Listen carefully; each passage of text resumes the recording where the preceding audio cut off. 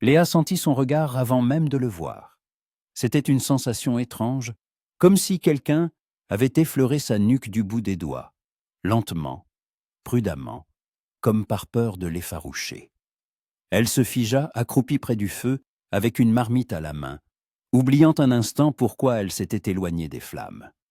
L'air autour d'elle devint plus dense, plus lourd, et une odeur de fumée s'y mêla à quelque chose d'autre, une senteur amère, comme celle de l'absinthe après la pluie.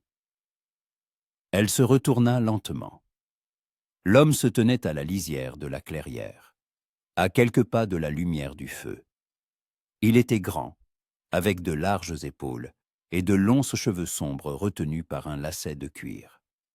Il portait une chemise en peau de cerf, usée et délavée par le soleil, un pantalon à franges sur les côtés et des mocassins, le tout simple, sans ornement. Mais cela n'avait aucune importance. Léa ne pouvait détacher son regard de son visage. Il était calme, presque immobile, mais dans ses yeux, sombres, profonds, comme un ciel nocturne sans étoiles, brûlait quelque chose qui lui coupa le souffle. Il la regardait comme s'il la connaissait, comme s'il ne la voyait pas pour la première fois, comme s'il l'attendait. Léa se releva doucement, posant la marmite sur une pierre près du feu.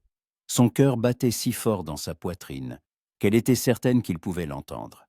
Ses doigts se dirigèrent d'eux-mêmes vers le couteau à sa ceinture. Mais elle s'arrêta. Il ne bougeait pas, ne clignait même pas des yeux. Il se contentait de se tenir là et de regarder. Et dans ce regard, il n'y avait ni menace, ni curiosité. Il y avait autre chose, quelque chose qui lui assécha la gorge. « Qui es-tu » demanda-t-elle dans la langue de sa tribu, lentement et distinctement, bien que sa voix tremblât plus qu'elle n'aurait voulu le montrer. Il ne répondit pas tout de suite. Il fit un pas en avant et la lumière du feu éclaira son visage. Des traits marqués, des pommettes hautes, un nez droit, des lèvres pincées en une ligne fine. À son cou pendait une amulette, un petit sac de cuir orné de perles et de plumes. Léa reconnut le motif, la tribu des Cheyennes. Pas sa tribu. « Je m'appelle Tonnerre dans le cœur », dit-il doucement, mais sa voix résonna comme s'il parlait directement à son oreille. Grave, rauque, avec un léger accent qu'elle ne parvenait pas à identifier. « Je suis venu à toi. » Léa fronça les sourcils. « Tu es venu à moi ? Je ne te connais pas. Tu es de la tribu des Cheyennes. Ce n'est pas ta terre. »« Je sais, » répondit-il en faisant un autre pas. Il était maintenant tout près, à portée de main. Léa recula instinctivement, mais il s'arrêta, levant la main en un geste de paix. « Je ne suis pas venu pour me battre. Je suis venu pour toi. » Elle se figea. « Pour moi. » Il hocha la tête, et quelque chose brilla dans ses yeux. De la douleur, du soulagement, elle ne pouvait le dire. « Je t'ai vu, » dit-il lentement, comme s'il choisissait ses mots. « Je t'ai vu de nombreuses fois, depuis que je suis enfant, en rêve, dans des visions. Tu venais à moi chaque nuit, et je savais qu'un jour je te trouverais. Pas dans ce monde, dans le monde des esprits. Mais j'ai ensuite compris que tu n'étais pas seulement là-bas. Tu es ici, tu es réel. » Léa recula d'un autre pas, sentant le sol sous ses pieds devenir instable, peu fiable. Sa respiration s'accéléra. C'était de la folie, il était fou. Ou peut-être était-ce elle qui devenait folle, car chaque mot qu'il prononçait résonnait quelque part, au plus profond d'elle, dans un endroit dont elle ignorait l'existence. « Tu te trompes, » dit-elle sèchement, essayant de retrouver son assurance. « Je ne te connais pas, je ne t'ai jamais vu, et je ne suis certainement pas venu à toi en rêve. »« Je sais, » répondit-il calmement. « Tu ne te souviens pas, mais moi je me souviens de tout. » Il tendit la main, lentement, prudemment, et Léa remarqua qu'elle tremblait. Très légèrement, mais assez pour comprendre qu'il n'était pas sûr de lui. Il avait peur. Peur qu'elle ne parte. Peur de s'être trompé. « Laisse-moi te montrer, » dit-il doucement, « s'il te plaît. » Léa regarda sa main, ses longs doigts, les cicatrices sur ses phalanges, la peau rugueuse de sa paume. Elle ne savait pas pourquoi elle ne se détournait pas, pourquoi elle ne saisissait pas son couteau, pourquoi elle ne criait pas pour appeler les siens. Au lieu de cela, elle restait là à regarder. Et quelque chose en elle, quelque chose de silencieux, d'oublié, de profondément enfoui, murmurait « Laisse-le faire ». Elle lui tendit la main. Ses doigts se refermèrent sur son poignet, chauds et fermes, et le monde autour d'eux s'immobilisa. Le feu cessa de crépiter. Le vent arrêta de murmurer dans la cime des arbres. Même les étoiles dans le ciel semblaient retenir leur souffle. Il tournonna lentement sa main, paume vers l'Ohio, et son regard glissa sur sa peau, s'arrêtant sur les petits grains de beauté à la base de son pouce. Il y en avait 3. Léa n'y avait jamais prêté attention. Juste des grains de beauté, rien de spécial. Mais il les toucha du bout de son doigt, et elle sentit une vague la parcourir, chaude, pulsante, à couper le souffle. « Ici, murmura-t-il, 3 grains de beauté, comme les 3 étoiles de la constellation des Pléiades. Je savais qu'ils seraient là. Je les ai vus en rêve 1000 fois. » Léa ouvrit la bouche pour protester, mais les mots restèrent coincés dans sa gorge. Il continua, faisant glisser son doigt le long de son poignet, remontant vers le pli de son coude. « Ici, dit-il de nouveau, s'arrêtant sur un petit grain de beauté caché dans un pli de peau. Celui-ci, tu ne le vois pas toi-même, mais moi je l'ai vu. Il ressemble à une goutte de pluie. » Sa respiration devint erratique. Elle voulait retirer sa main, mais ne le pouvait pas. Son contact était trop doux, trop sûr, trop familier, bien qu'elle ne comprenait pas comment c'était possible. Et ici, sa voix devint encore plus basse, presque un murmure, et il toucha son cou, là où pulsait une veine. Un petit grain de beauté, sous l'oreille. Tu le cachais avec tes cheveux, mais je sais qu'il est là. Je l'ai toujours su. Léa se recula brusquement, arrachant sa main de la sienne. Son cœur battait si vite qu'elle pouvait à peine respirer. Elle le regarda, et ses yeux reflétaient un mélange de peur et d'autre chose. Une chose qu'elle ne voulait pas admettre. « Comment sais-tu » souffla-t-elle. « Comment peux-tu savoir ?» Il ne répondit pas tout de suite. Il se contenta de la regarder. Et il y avait une telle douleur, une telle mélancolie dans ses yeux qu'elle sentit son cœur se serrer. « Et parce que je t'attendais, dit-il enfin. J'ai attendu toute ma vie. Pas dans ce monde, dans le monde des esprits. Et quand je t'ai vu aujourd'hui près de ce feu, j'ai compris. Tu es venu. Tu es enfin venu. » Léa secoua la tête, s'éloignant encore plus du feu, de lui, de cette folie qui la portait avec lui. « Non, murmura-t-elle, c'est impossible. Tu ne peux pas. Je ne suis pas. Tu peux, l'interrompit-il. Et sa voix résonna avec une telle assurance qu'elle se figea. Tu le sens. Je sais que tu le sens. Parce que toi aussi tu attendais. Tu ne t'en souviens juste pas. Elle voulait protester, dire qu'il était fou, que tout cela n'était qu'invention, qu'il devait partir sur le champ avant que ses frères ne reviennent de la chasse et ne le tuent pour avoir osé s'approcher d'une femme d'une tribu hostile. Mais au lieu de cela, elle garda le silence, parce que quelque part, au plus profond d'elle, dans un endroit où elle avait peur de regarder, quelque chose répondait à ses paroles. Quelque chose le reconnaissait. Et c'est ce qui l'effrayait le plus. Tonnerre dans le cœur recula d'un pas, et son mouvement était si prudent qu'on aurait dit qu'il craignait d'effrayer un animal sauvage. « Je ne te forcerai pas à me croire, » dit-il doucement, « mais je resterai près de toi, jusqu'à ce que tu y croyes ça par toi-même, ou jusqu'à ce que tu me dises de partir.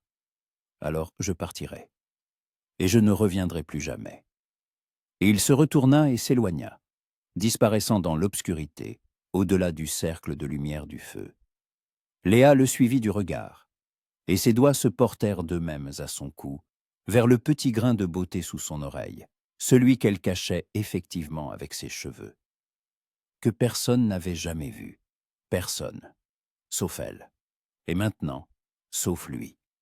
Elle tomba à genoux près du feu, sentant ses jambes trembler. Ses pensées s'entrechoquaient, incapable de trouver le calme. Elle essaya de se souvenir si elle l'avait déjà vu. Aux rassemblements commerciaux, aux fêtes, dans la forêt. Mais non, rien. Il était un étranger, un parfait étranger. Et pourtant, elle ferma les yeux et inspira profondément, essayant de calmer son cœur.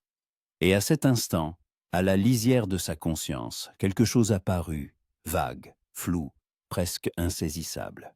Une image, un visage, des yeux sombres la regardant à travers la fumée d'un feu. Une voix l'appelant par son nom, bien qu'elle ne se souvînt pas que quelqu'un l'eût prononcé. Elle rouvrit brusquement les yeux, et l'image disparut, ne laissant qu'un vide et une étrange sensation de tiraillement dans sa poitrine. « Que Thomas » se dit-elle fermement. « Que Thomas » Mais elle ne termina pas sa pensée, car quelque part, au fond de son âme, dans cet endroit où il était effrayant de regarder, elle connaissait déjà la vérité. Elle le connaissait. La nuit tomba sur la prairie, rapide et silencieuse, comme un oiseau immense repliant ses ailes. Léa était assise près du feu, enveloppée dans une couverture de laine, observant les langues de flammes danser. Ses bien des frères n'étaient pas encore revenus de la chasse, et elle était seule, si l'on accepte les chiens qui somnolaient à ses pieds. D'habitude, elle aimait ces moments de silence, où elle pouvait simplement s'asseoir et écouter le crépitement du bois, le murmure du vent dans l'herbe, le cri lointain des hiboux. Mais aujourd'hui, le silence était oppressant, remplissant sa tête de pensées étranges. Elle sentait encore la chaleur de ses doigts sur son poignet. Elle entendait encore sa voix, grave et rauque, prononçant son nom, qu'il ne connaissait pas mais qu'il aurait prononcé s'il avait demandé. Tonnerre dans le cœur, pensa-t-elle, et ce nom résonna dans sa poitrine, comme si ce n'était pas la première fois qu'elle le prononçait. Elle secoua la tête, essayant de chasser cette obsession. C'était stupide, une simple coïncidence. Tout le monde a des grains de beauté. Il aurait pu les remarquer sans qu'elle le voie. Ou les inventer. Oui, c'était sûrement ça, il avait tout inventé. Les Cheyennes et Chrétiens étaient connus pour leurs visions et leurs prophéties. C'était peut-être une de leurs coutumes. Intimider les étrangers, les faire croire au mysticisme. Mais alors, pourquoi n'avait-elle pas ri? Pourquoi ne l'avait-elle pas chassé sur le champ? Léa soupira et se pencha vers la marmite où mijotait un ragoût de viande séchée et de racines. Elle en prit une cuillerée, goûta et grimaça. Trop salé. Elle n'était pas du tout concentrée. « Tu cuisines toujours la nuit ?» La voix retentit si soudainement que Léa sursauta, laissant tomber sa cuillère. Elle se retourna brusquement et le vit, tonnerre dans le cœur, debout à la limite de la lumière du feu, là où les ombres s'épaississaient en une obscurité totale. Il était apparu sans un bruit, comme un fantôme. « Tu avais promis de partir », dit-elle sèchement en se levant. Son cœur s'emballa de nouveau, et elle se détesta pour cela. « Je n'ai pas promis de partir », répondit-il calmement en s'approchant du feu.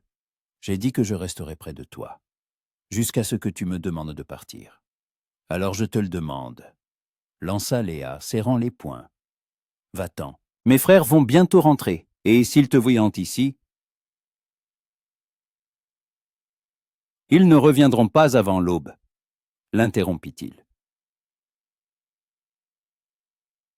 « J'ai vu leurs traces. Ils sont partis loin au nord, au-delà du ruisseau.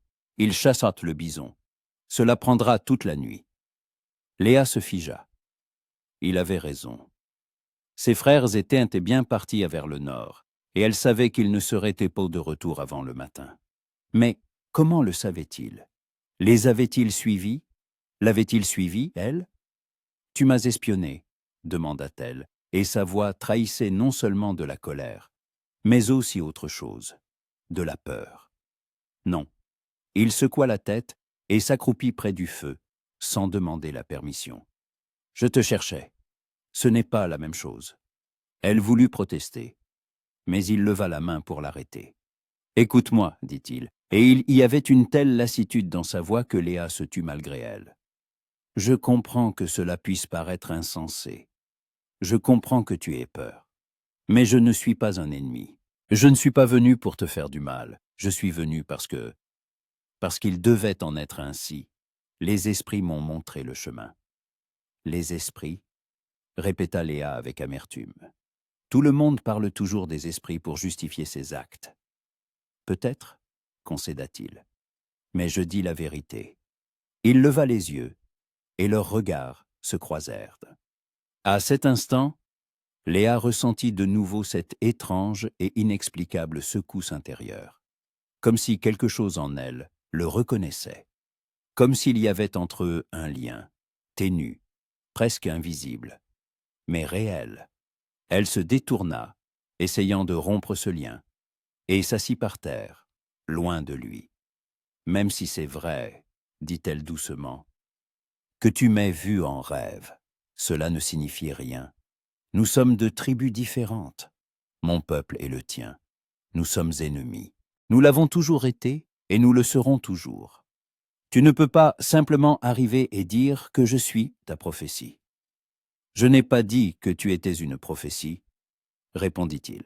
« J'ai dit que tu étais mienne. Tu es celle que j'attendais, et je suis prêt à le prouver. » Léa eut un petit rire sarcastique, bien qu'à l'intérieur tout se soit contracté. « Comment prouveras-tu quelque chose qui n'existe pas ?» Il resta silencieux, fixant le feu. Puis il se leva lentement et s'approcha d'elle. Léa se tendit, mais il ne la toucha pas. Il se tint juste à côté d'elle, si près qu'elle sentait la chaleur de son corps, l'odeur de cuir et de fumée. « Laisse-moi rester, » dit-il doucement. « Juste une nuit. Je ne m'approcherai pas plus. Je resterai assis près du feu, à veiller sur ton sommeil. Et demain matin, si tu veux toujours que je parte, je partirai. Pour toujours. » Léa leva les yeux vers lui, et son cœur se serra. Il y avait une telle sincérité, une telle franchise dans son regard, qu'elle en eut le souffle coupé. « C'est de la folie, » se dit-elle. « Tu ne devrais pas lui faire confiance. » Mais au lieu de cela, elle hocha la tête. « Une nuit, » murmura-t-elle. « Juste une. » Il acquiesça et un sourire à peine perceptible effleura ses lèvres. Puis il s'éloigna de l'autre côté du feu et s'assit, les jambes croisées, les mains sur les genoux. Et il ne bougea plus. Léa le regarda encore quelques minutes, puis s'allongea sur le côté, se couvrant de sa couverture, et ferma les yeux. Elle ne pensait pas pouvoir s'endormir, mais la fatigue était plus forte que la peur, et bientôt, le sommeil l'enveloppa comme une vague douce, et elle rêva de lui, tonnerre dans le cœur, debout au sommet d'une colline, les bras étendus, regardant le ciel, et elle, à côté de lui tenant la main. Et autour d'eux, le vent, perçant, et les voix des esprits, murmurant quelque chose dans une langue qu'elle ne comprenait pas, mais qui lui était familière. Et quand elle se réveilla à l'aube, la première chose qu'elle vit fut ses yeux. Il était assis au même endroit, n'ayant pas fermé l'œil de la nuit, et il la regardait. Et dans ce regard, il y avait tant de chaleur, tant de tendresse, que son cœur se serra. « Bonjour, » dit-il doucement. Et Léa, sans savoir pourquoi, sourit. Tonnerre dans le cœur, ne pouvait détacher son regard d'elle. Il était assis près du feu, sentant la chaleur des flammes lui brûler un côté du visage, tandis que le froid de la nuit le pénétrait de l'autre. Mais rien de tout cela n'avait d'importance. Seule elle comptait, Léa, la femme qu'il avait vue 1000 fois en rêve, mais qui, ici, dans la réalité, était encore plus belle que dans n'importe quelle vision. Ses cheveux, longs et noirs comme une auréole de corbeau, tombaient bientôt sur ses épaules et son dos, descendant presque jusqu'à sa taille.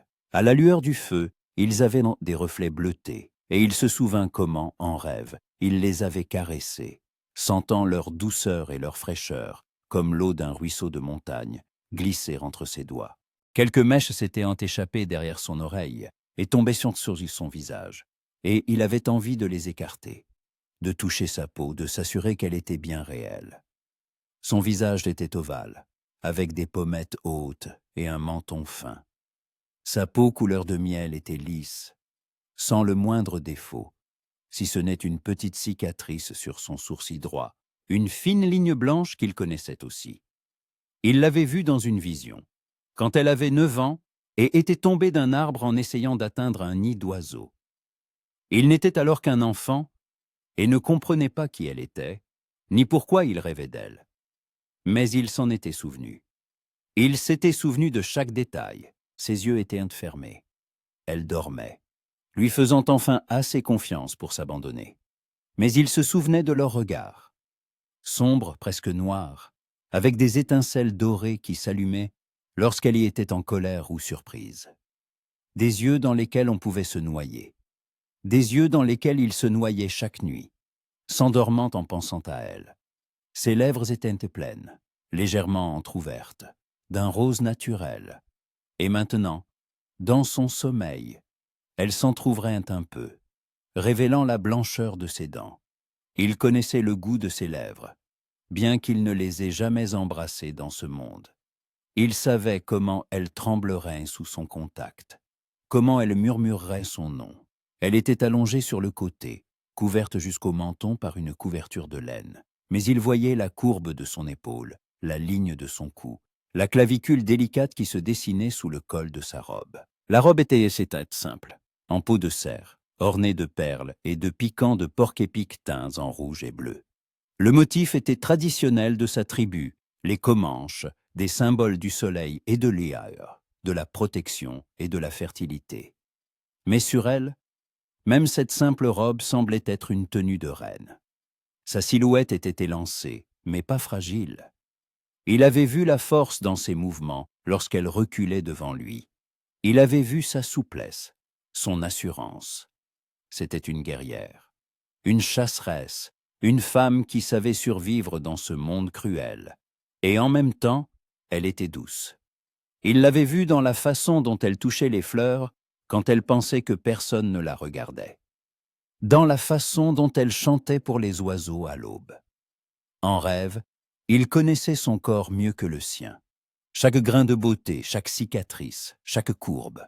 Il savait qu'elle avait une tache de naissance en forme de croissant de lune sur sa hanche gauche, qu'à sa cheville droite, il y avait une fine cicatrice d'une morsure de serpent, quand elle avait 14 ans. Que ses mains, fortes et nerveuses, pouvaient être incroyablement douces quand elle le voulait. Il connaissait le son de son rire, grave, profond, venant du fond de sa poitrine. Il savait comment elle fronçait les sourcils en réfléchissant, les rapprochant en une seule ligne. Il savait comment elle se mordillait la lèvre inférieure quand elle était nerveuse. Et maintenant, assis en face d'elle, dans la réalité et non plus en rêve, il comprenait que tout cela était vrai. Chaque détail, chaque petite chose.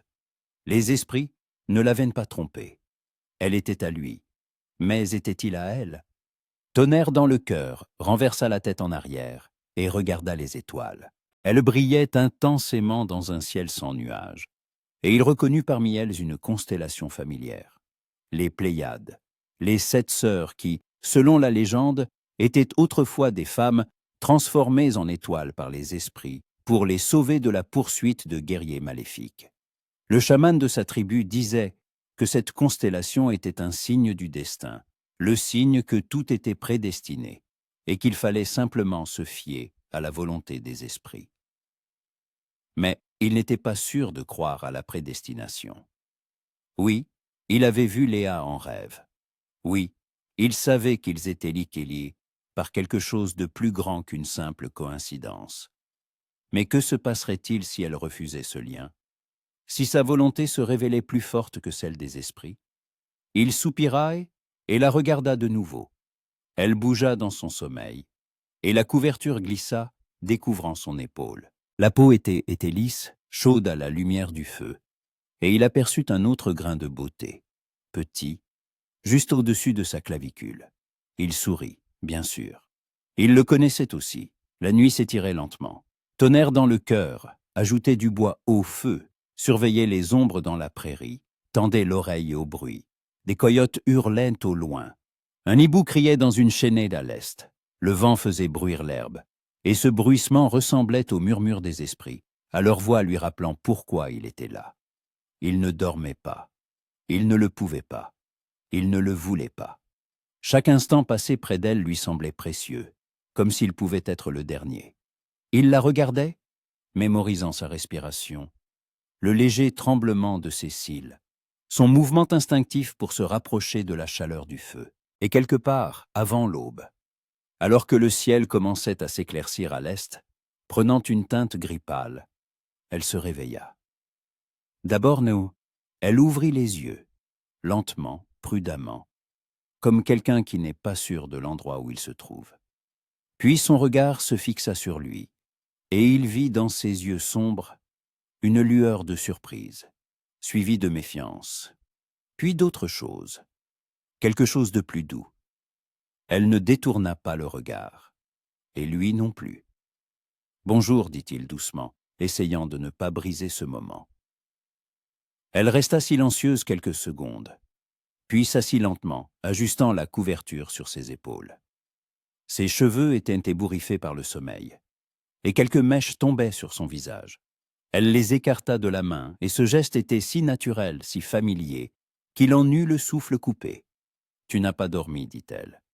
Ce n'était pas une question. »« Non, » répondit-il honnêtement. « Je ne pouvais pas. »« Pourquoi ?» Il réfléchit, cherchant ses mots. « Et parce que j'avais peur que si je fermais les yeux, tu disparaîtrais, que je me retrouverais de nouveau dans un rêve, et que tu ne serais qu'une vision. » Léa le regarda longuement, d'un air scrutateur. Puis elle se leva, secouant sa robe pour enlever la poussière et l'herbe sèche. « Je ne suis pas une vision, dit-elle. Je suis là, réel. »« Je sais, » répondit-il en se levant à son tour. « Maintenant, je le sais. » Elle s'approcha du feu, s'accroupit et tendit les mains vers les flammes pour les réchauffer. Le matin était froid, et son souffle formait de petits nuages de vapeur blanche. « Alors, tu vas vraiment partir ?» demanda-t-elle sans le regarder. Tonnerre dans le cœur se figea. « Tu veux que je parte ?» Elle ne répondit pas tout de suite. Elle fixait le feu, et les flammes se reflétaient dans ses yeux, leur donnant l'apparence d'or en fusion. « Je ne sais pas, » avoua-t-elle enfin. « Je ne sais pas ce que je veux. » Il s'approcha lentement d'elle, s'assit à ses côtés, en laissant une distance respectable entre eux. « Alors, laisse-moi rester encore un peu, » dit-il, « jusqu'à ce que tu comprennes. » Elle se tourna vers lui, et il vit dans ses yeux une lutte. La peur, le doute, la curiosité, et autre chose qu'il ne pouvait identifier. « Mes frères vont bientôt revenir, » dit-elle. « S'ils te voient, je serai prudent, » promit-il. « Je resterai dans l'ombre, mais je serai là. Si tu as besoin de moi, appelle, j'entendrai. » Comment ? Ne put-elle s'empêcher de demander. Comment entendras-tu si tu es loin ? Et il sourit, et ce sourire était triste, empreint de la douleur qu'il avait portée toute sa vie. Parce que je t'ai toujours entendu, dit-il simplement. Même quand tu n'appelais pas, même quand tu ne savais pas que j'existais. Léa resta silencieuse, digérant ses paroles. Puis elle hocha lentement la tête. D'accord, murmura-t-elle. Reste, mais sois prudent. Je le serai, promit-il. Ils restèrent assis en silence, écoutant le monde s'éveiller autour d'eux. Les oiseaux se mirent à chanter.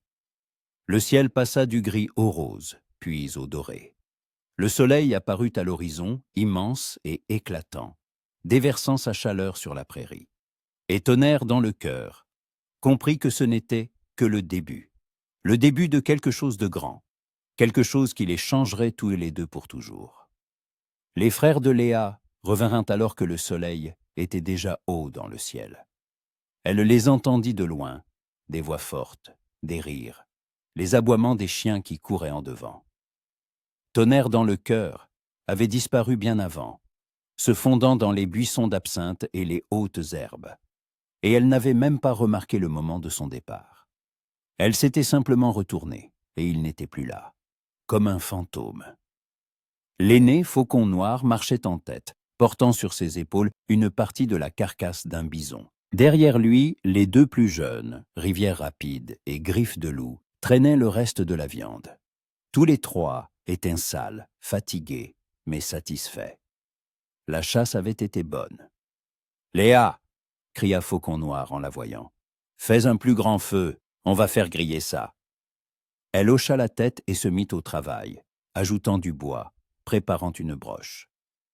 Ses parents et ses frères Sian laissèrent tomber leur butin et s'assirent pour se reposer, se passant une outre de seau. « Tu étais seul ici cette nuit ?» demanda Rivière Rapide, le plus jeune des frères, un adolescent de 17 ans au regard curieux. « Oui, » répondit Léa, s'efforçant de garder une voix neutre. Tout était calme. « Le feu ne s'est pas éteint, » ajouta Griffe de Loup, le frère du milieu, toujours pratique et prudent. « Non, je l'ai entretenu. » Faucon Noir la regarda attentivement, et Léa se sentit se tendre. Il était le plus âgé, le plus sage, et voyait plus de choses que les autres. Si quelqu'un pouvait remarquer que quelque chose n'allait pas, c'était bien lui. « Tu as l'air bien, » dit-il enfin. « Tu n'as pas eu peur seul ?»« Non, » répondit-elle. « Je ne suis plus une enfant. » Il eut un petit rire. « Je sais, mais je m'inquiète quand même. La prairie est dangereuse la nuit. »« Côte sainte !» songea Léa. Mais elle ne dit rien. Ils passèrent la journée à préparer la viande, à tendre les peaux, à réparer leurs armes. Léa travaillait avec ses frères, mais ses pensées étaient ailleurs. Elle se surprenait constamment à regarder autour d'elle, essayant de le repérer dans les ombres, dans les fourrés, dans le mirage de l'air chaud au-dessus de la prairie. Mais elle ne le voyait nulle part. Côte-cèdre, pensa-t-elle, et une étrange sensation de vide lui serra la poitrine. Côte-huit. Mais plus tard, alors que le soleil commençait à décliner, elle alla chercher de l'eau au ruisseau qui coulait à un demi-mille du campement, et elle le vit. Il était assis sur une pierre, au bord de l'eau, le dos tourné, regardant la rive opposée.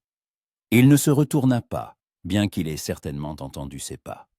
Léa s'arrêta, ne sachant si elle devait s'approcher. Son cœur s'emballa de nouveau, et elle se maudit pour cette faiblesse. « Tu peux approcher, » dit-il sans se retourner. « Je ne mords pas. » Elle esquissa un sourire et s'approcha lentement, s'arrêtant à quelques pas de lui. « Tu es resté ici toute la journée ?»« Pas ici, » répondit-il en tournant enfin la tête pour la regarder. « Mais tout près. Je te regardais travailler. Je te regardais rire avec tes frères. Je te regardais vivre. » « C'est étrange, » dit-elle. Bien qu'intérieurement, elle ne se sentit pas effrayée, mais réconfortée. « Je sais, » admit-il, « mais je ne peux pas faire autrement. Pardonne-moi. » Elle s'accroupit près du ruisseau, puisa de l'eau dans ses mains et but quelques gorgées. L'eau était froide, pure, avec un goût de pierre et de mousse. « Pourquoi ne te montres-tu pas à eux ?» demanda-t-elle. « À mes frères. »« Pourquoi te caches-tu » Il resta silencieux, fixant l'eau. « Parce que j'ai peur qu'ils ne me tuent avant que j'aie le temps de m'expliquer, » dit-il honnêtement. « Et parce que je ne veux pas te mettre dans une position difficile. C'est à toi de décider si tu es prête à me laisser entrer dans ta vie. Sans pression, sans menace. » Léa le regarda, et quelque chose en elle vacilla. Il était si sincère, si ouvert, que c'en était effrayant. Elle n'était pas habituée à une telle franchise. Les hommes de sa tribu étaient fiers, secrets, cachant toujours leurs sentiments derrière un masque de force et d'intrépidité. Mais lui était différent. « Parle-moi de tes rêves, » demanda-t-elle soudain. « De ce que tu as vu. » Il se tourna complètement vers elle, et une flamme s'alluma dans ses yeux. « Je t'ai vu, » commença-t-il lentement. « Pour la première fois quand j'avais 6 ans, j'étais tombé malade, et le chaman de la tribu accomplissait un rituel de guérison sur moi. Il me faisait boire une décoction de racines, et je suis tombé dans un sommeil sans temps ni lieu. Il n'y avait que toi. Une petite fille, debout sur une colline, regardant le coucher du soleil. Tu ne me voyais pas, mais moi je te voyais. Et j'ai senti que tu étais une partie de moi, la partie qui me manquait. Il se tut, rassemblant ses pensées, et Léa ne l'interrompit pas. Ensuite, tu es revenu, poursuivit-il. Chaque fois un peu plus âgée. D'abord une enfant, puis une jeune fille. Je t'ai vu apprendre à tirer à l'arc, tresser des paniers, danser à la fête de la moisson. Je ne comprenais pas qui tu étais, d'où tu venais, pourquoi je rêvais de toi. J'ai interrogé le chaman, mais il disait que c'était une vision, un message des esprits, et que je devais attendre que tout s'éclaircisse. « Et tu as attendu » murmura Léa. « Oui, hocha-t-il la tête. J'ai attendu, toute ma vie. Je n'ai pas cherché d'autre femme. Je n'ai pas fait de projet d'avenir. J'ai seulement attendu, parce que je savais qu'un jour je te rencontrerais. Et voilà, je t'ai rencontré. » Léa resta silencieuse, ne sachant que dire. C'était trop intense, trop fort, trop étrange. Mais en même temps, quelque chose en elle répondait à ses paroles. Quelque chose lui disait qu'il ne mentait pas. « Et si je ne suis pas celle que tu attendais ?» demanda-t-elle doucement. « Et si tu t'étais trompé ?» Il secoua la tête. « Je ne me suis pas trompé, je le sais, ici. » Il posa une main sur sa poitrine. « Je le sens. » Elle soupira et se leva, époussetant ses genoux. « Je dois rentrer. Mes frères vont me chercher. »« Je sais, » dit-il en se levant aussi. « Vas-y, j'attendrai. » Elle hocha la tête et s'éloigna. Mais à mi-chemin, elle s'arrêta et se retourna. « Tonnerre dans le cœur ?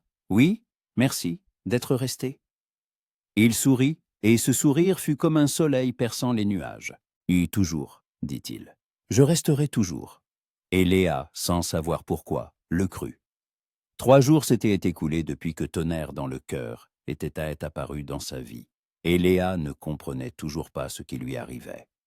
Elle se réveillait à l'aube, et son premier réflexe était de le chercher du regard. Quelque part, à l'ombre des arbres, à la lisière du campement, près du ruisseau. Il était toujours là, mais ne s'approchait jamais trop tant que ses frères n'étaient pas partis à la chasse ou pour d'autres affaires. Il se déplaçait sans bruit, comme une ombre, et n'apparaissait que lorsqu'elle était seule. Et chaque fois, son cœur s'emballait, sa respiration s'accélérait, comme si elle n'était pas une femme de 22 ans, endurcie par la steppe et le vent, mais une jeune fille stupide, amoureuse pour la première fois. Mais ce n'était pas de l'amour au premier regard. Léa savait que ce n'était pas une simple attirance, un simple intérêt pour un étranger. C'était quelque chose de plus profond, quelque chose qu'elle ne pouvait expliquer, mais qui devenait plus fort chaque jour, à chaque regard, à chaque mot échangé. Aujourd'hui, ses frères étaient de nouveau partis, cette fois dans un village voisin pour échanger de la viande et des peaux. Ils seraient absents 2 ou 3 jours. Faucon Noir lui avait proposé de les accompagner, mais elle avait refusé, prétextant devoir finir des paniers et cueillir des baies pour l'hiver. Il l'avait regardée étrangement, mais n'avait pas insisté. Ses frères lui faisaient confiance et confiance. Elle ne leur avait jamais donné de raison d'en douter. Mais maintenant, en les regardant disparaître à l'horizon, Léa se sentait comme une traîtresse. Car la raison pour laquelle elle était restée n'avait rien à voir avec les paniers ou les baies. La raison se tenait derrière elle, à l'orée d'une chênaie, et attendait. Elle se retourna lentement. Tonnerre dans le cœur se tenait à l'ombre des arbres, l'épaule appuyée contre le tronc d'un vieux chêne. Le soleil filtrait à travers le feuillage, projetant des bandes de lumière sur son visage, le faisant ressembler à une peinture, à quelque chose d'irréel. Il la regardait, et dans son regard, il y avait tant de choses, patience, tendresse, mélancolie, qu'elle en eut le souffle coupé. « Ils sont partis, » dit-elle, bien qu'il le sût déjà. « Oui, » répondit-il sans bouger. « Ils sont partis. » Léa s'approcha, s'arrêtant à quelques pas de lui. Elle remarqua qu'il avait l'air fatigué. Les cernes sous ses yeux étaient un plus sombres, ses épaules légèrement affaissées, comme s'il portait un fardeau invisible. « As-tu dormi au moins une fois ces derniers jours ?» demanda-t-elle. Et sa voix trahissait une sollicitude qu'elle n'essaya pas de cacher. Il eut un petit rire, mais sans joie. Un peu. Mais pas comme il le faudrait, je ne peux pas. J'ai peur de me réveiller et que tu ne sois plus là, que tout cela ne soit qu'un autre rêve. Je ne partirai pas, dit-elle doucement, et ses propres mots alla surprirent. Quand avait-elle pris cette décision? Quand avait-elle cessé de se battre? Ses yeux s'écarquillèrent, non? Et il se redressa, s'éloignant de l'arbre. Qu'as-tu dit? J'ai dit que je ne partirai pas, répéta-t-elle en faisant un pas vers lui. Je suis là, et je resterai là. Il resta silencieux, la regardant simplement, et des larmes brillèrent dans ses yeux, des larmes qu'il retenait. Puis, lentement, très lentement, il tendit la main, sans la toucher, juste en la tendant, lui laissant le choix. Léa regarda sa paume, large, couverte de cicatrices, de callosités, des traces de la vie qu'il avait vécue en l'attendant. Et elle posa sa main dans la sienne. Ses doigts se refermèrent sur sa paume, chauds et forts, et le monde autour d'eux s'immobilisa. Les oiseaux cessèrent de chanter. Le vent arrêta de bruire dans les feuilles. Il n'y avait plus que d'eux, et le lien qui les unissait, ténu mais indestructible. « Montre-moi, » murmura-t-elle. « Montre-moi ce que tu as vu en rêve. » Tout. Il hocha la tête et l'entraîna avec lui, plus profondément dans le bois, là où les arbres étaient plus denses, où la lumière du soleil peinait à percer le feuillage, créant une pénombre verdoyante. Ils marchaient en silence, main dans la main, et Léa sentait sa paume trembler, son cœur battre. Elle le sentait à travers leur contact, comme s'ils ne faisaient qu'un. Finalement, il s'arrêta près d'un grand arbre dont le tronc était couvert de mousse, et les racines sortaient de terre, formant un siège naturel. Il s'assit sur l'une des racines, l'attirant à ses côtés, et elle s'assit sans lâcher sa main. « La première fois que je t'ai vue en rêve, » commença-t-il doucement, en regardant non pas elle, mais quelque part au loin dans ses souvenirs. « Tu avais 8 ans. Tu étais debout au bord de la rivière, et tu chantais. Je ne comprenais pas les mots, tu chantais dans ta langue. Mais la mélodie était si triste, si belle, que j'ai pleuré. J'étais un garçon. Je ne comprenais pas pourquoi je pleurais. Mais je ne pouvais pas m'arrêter. Et toi, tu chantais en regardant l'eau, et des larmes coulaient aussi sur tes joues. J'ai voulu m'approcher, te serrer dans mes bras, te dire que tout irait bien. Mais je ne le pouvais pas. Il y avait une barrière entre nous, une que je ne pouvais franchir. Je ne pouvais que regarder, que ressentir ta douleur comme si c'était la mienne. Léa écoutait, le cœur serré. Elle se souvenait de ce jour. Elle avait 8 ans et venait de perdre sa mère, morte de la fièvre. Léa n'avait rien pu faire, sinon s'asseoir à ses côtés et lui tenir la main jusqu'à ce qu'elle s'en aille. Après les funérailles, elle s'était enfuie au bord de la rivière et avait chanté la chanson que sa mère lui chantait avant de dormir. Elle chantait et pleurait, pensant que personne ne la voyait. Mais lui, il l'avait vue. Ensuite, continua Tonnerre dans le cœur, je t'ai vu quand tu avais 12 ans. Tu apprenais à tirer à l'arc. Ton frère aîné te montrait comment tenir la corde, comment viser. Tu étais en colère parce que tes flèches n'atteignaient pas la cible et tu as jeté ton arc par terre. Ton frère a ri, l'a ramassé et t'a dit que tu étais forte, mais que tu devais être patiente. Et tu as souri. Pour la première fois depuis que je te voyais, tu as souri. Et j'ai pensé qu'il n'y avait rien de plus beau que ton sourire. Léa sourit à son tour, à travers les larmes qui commençaient à remplir ses yeux. « Je me souviens de ce jour, » murmura-t-elle. « Je pensais que je n'apprendrais jamais à tirer. Mais Faucon Noir a été patient. Il m'a enseigné pendant 3 mois, jusqu'à ce que je puisse atteindre la cible les yeux fermés. Je sais, dit Tonnerre dans le cœur. J'ai vu ça aussi. J'ai vu comment tu es devenue la meilleure archère de la tribu. J'ai vu leur fierté.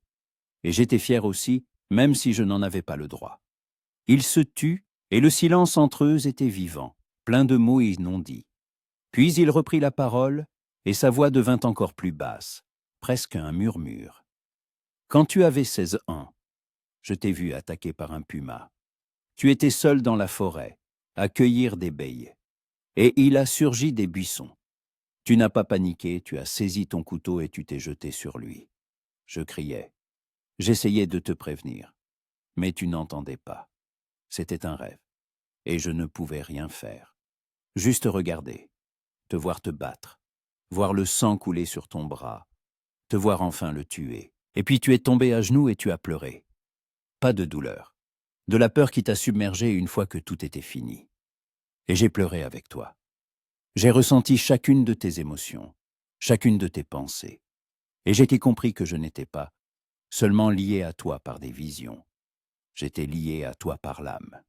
Léa le regardait, et les larmes coulaient sur ses joues, mais elle ne les essuyait pas. Elle se souvenait de ce puma, la cicatrice sur son avant-bras gauche qu'elle cachait toujours sous sa manche venait de ses griffes. Elle n'avait jamais dit à personne à quel point elle avait eu peur ce jour-là, même pas à ses frères. Elle était simplement rentrée au camp, avait bandé sa blessure et fait comme si de rien n'était. Mais lui, il savait, il avait vu. « Comment est-ce possible ?» murmura-t-elle. « Comment as-tu pu voir tout ça ?» Il secoua la tête. « Je ne sais pas. Le chaman disait que c'était un don des esprits, qu'il me te montrait pour que je sois prêt lorsque nous nous rencontrerions. Que notre lien est plus fort que le temps et l'espace. Que nous avons été ensemble dans des vies antérieures et que nous le serons dans les vies futures. Je ne sais pas si c'est vrai, mais je sais une chose. Je ne peux pas vivre sans toi. Même sans te connaître, sans te toucher, je vivais pour toi. Chaque matin, je me réveillais en pensant à toi. Chaque nuit, je m'endormais en espérant te voir en rêve. Tu étais mon air, mon eau, ma lumière. Et maintenant que tu es là, je ne sais pas comment être. Comment vivre avec ce sentiment qui est plus fort que moi. » Léa ne put se retenir. Elle l'attira à elle, le serra dans ses bras, et il la serra en retour, fort, désespérément, comme s'il craignait qu'elle ne disparaisse s'il la lâchait. Ils restèrent ainsi longtemps, enlacés, et Léa sentit son cœur battre à l'unisson avec le sien, son souffle se mêler au sien, sa douleur devenir sa douleur, et son soulagement, son soulagement. « Je ne partirai pas, » répéta-t-elle, le visage enfoui dans son épaule.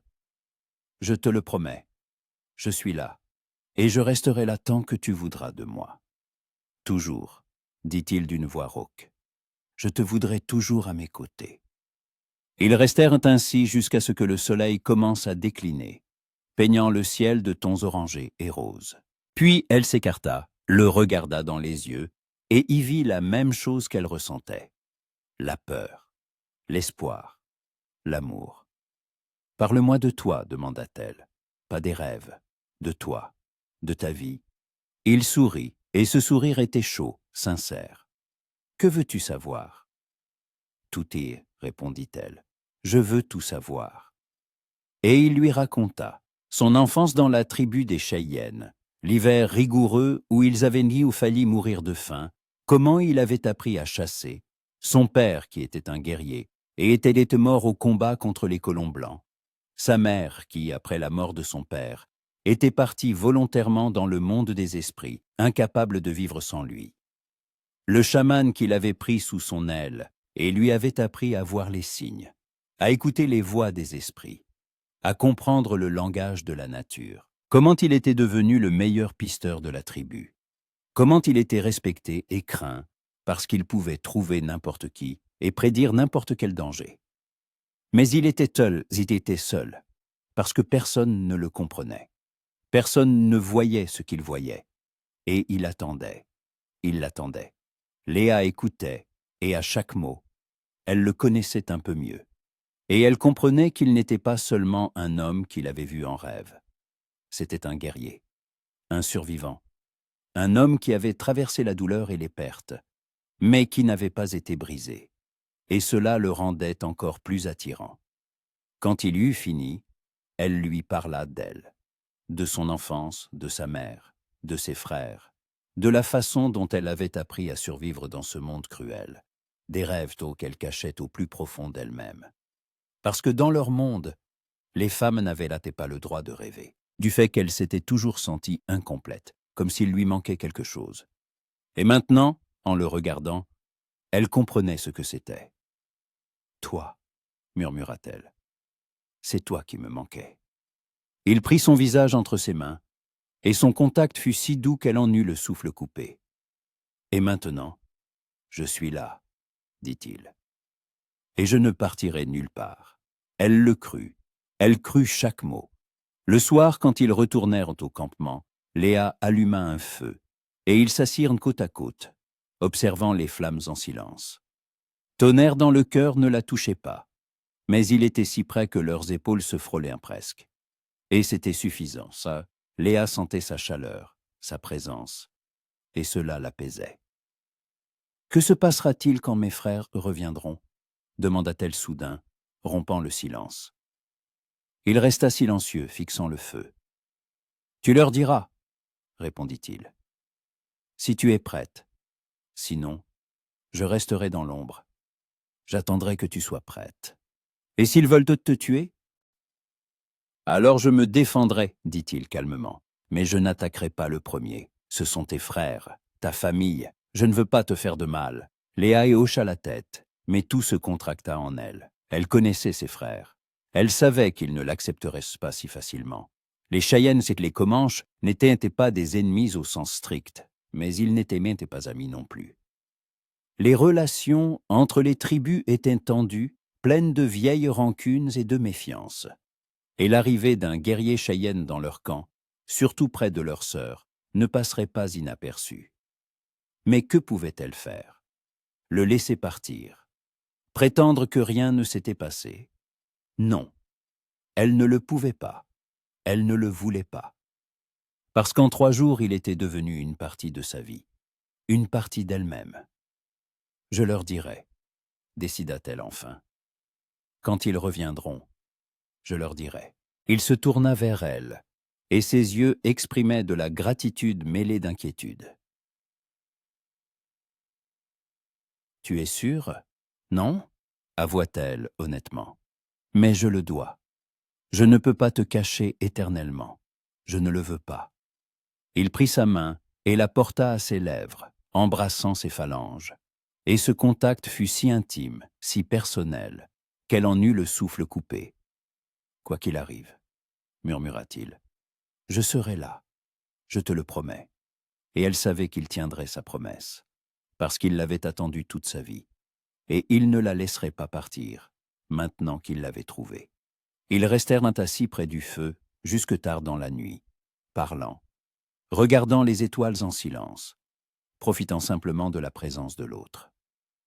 Et quand Léa s'allongea enfin pour dormir, couverte de sa couverture, Tonnerre dans le cœur reprit sa veille, comme la première nuit, sans fermer les yeux, sans la quitter du regard. Et Léa, en s'endormant, pensa qu'elle ne s'était jamais sentie aussi protégée de sa vie, aussi désirée, aussi aimée.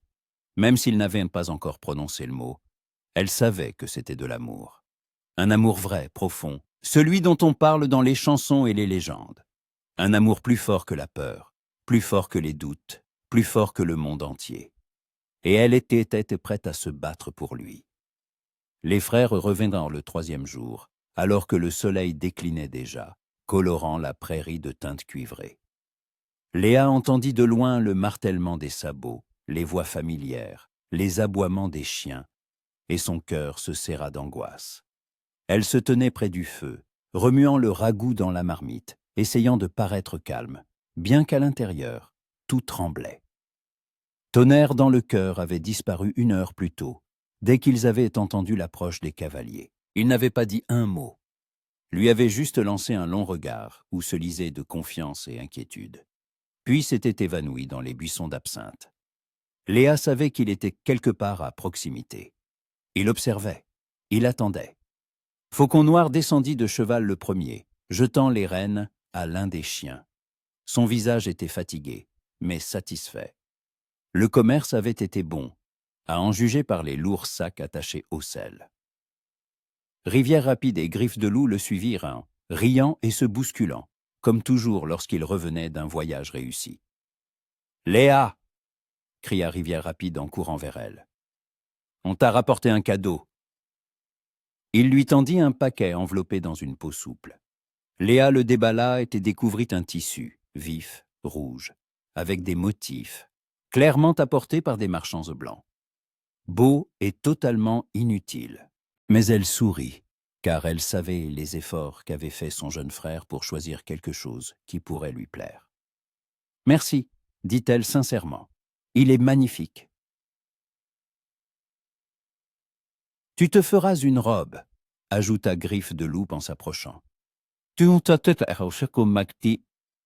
seras la plus belle à la fête. »« Quelle fête ?» demanda Léa en posant le tissu. « Dans 2 semaines, » répondit Faucon Noir en s'asseyant près du feu et en tendant les mains vers les flammes. « Un grand rassemblement des tribus. Il y aura les Cheyennes, les Arapaos, les Lakota. Un messager est venu pendant que nous étions au village. Le Conseil des Anciens a décidé d'organiser une fête. Il faut renforcer les alliances avant l'hiver. » Léa se figea.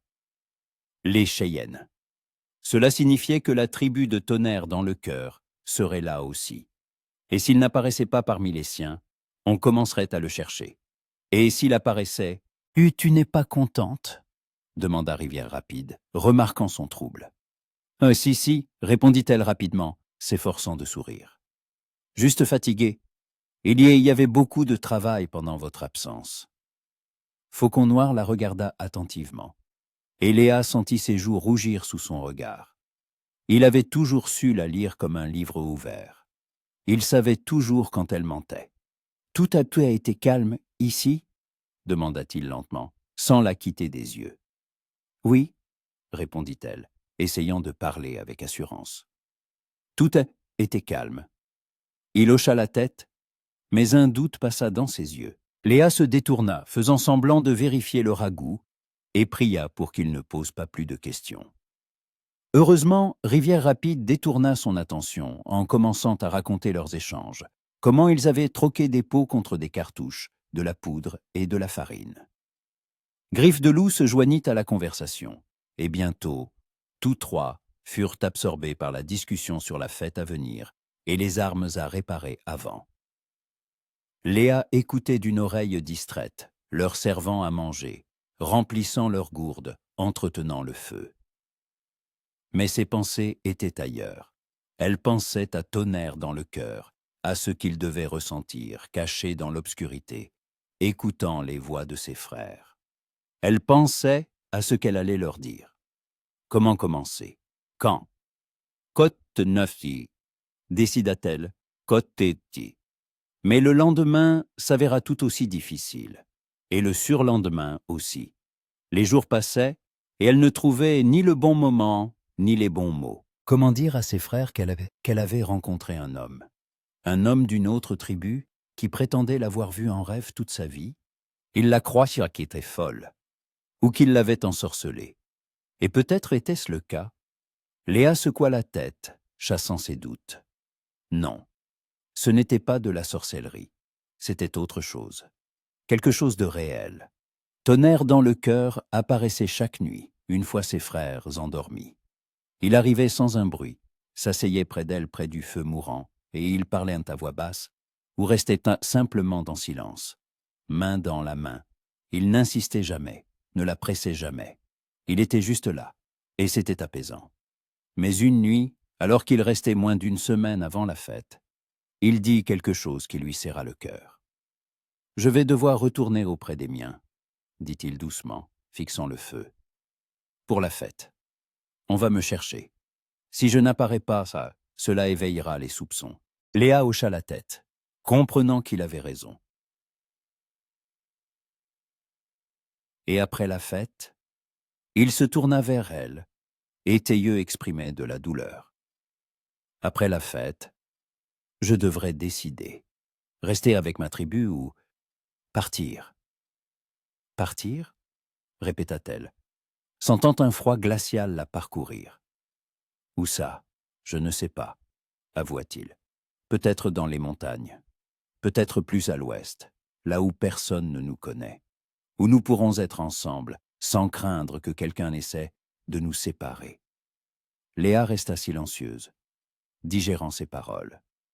Partir. Quitter sa tribu, ses frères, tout ce qu'elle avait toujours connu.